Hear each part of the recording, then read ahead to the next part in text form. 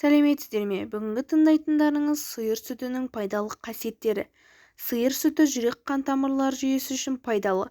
Ол қан тамырларын нығайтып, қан қысымын төмендетіп, инфаркт, инсульт пайда болуына алдын алады. Сиыр сүті ас қорытуға жақсы әсер етеді.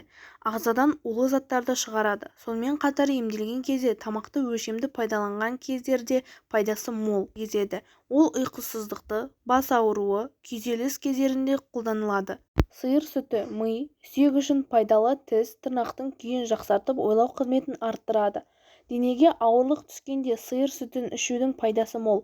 Ол бұлшық ет түйілуі пайда болуының алдын алады, оған қоса бүйрек пен өкпе қызметіне жақсы әсер етеді.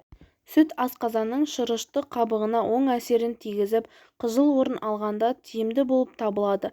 Құяң ауруы кезінде сиыр сүтін ішкен дұрыс. Сиыр сүтінің майлылығы 3-6%. Әлемде ең көп таралып көп тұтылатын сиыр сүті.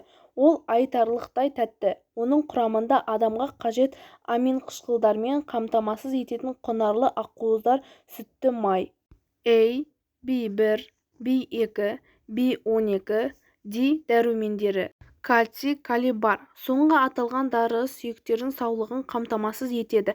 Сиыр сүті қан аз болғанда бүйрек, жүрек қан тамырлары ауруы кезінде көмектеседі. Өкінішке орай, бұл сүт барлық адамға бірдей жаға бермейді. Бар мәселе ересек адам ағзаның сүт құрамындағы қантты еріте алмайтындығында.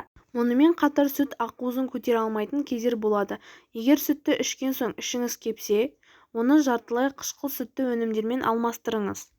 Сіздердің тыңдағандарыңыз көрнекті дәрігер, медицина ғылымдарының кандидаты, құрмет орденінің иегері, ұлттық ғылым академиясының профессоры, шипалы емдеу орталығының директоры Қайрат Айдарханұлының еңбектерінен алынған құнды деректер.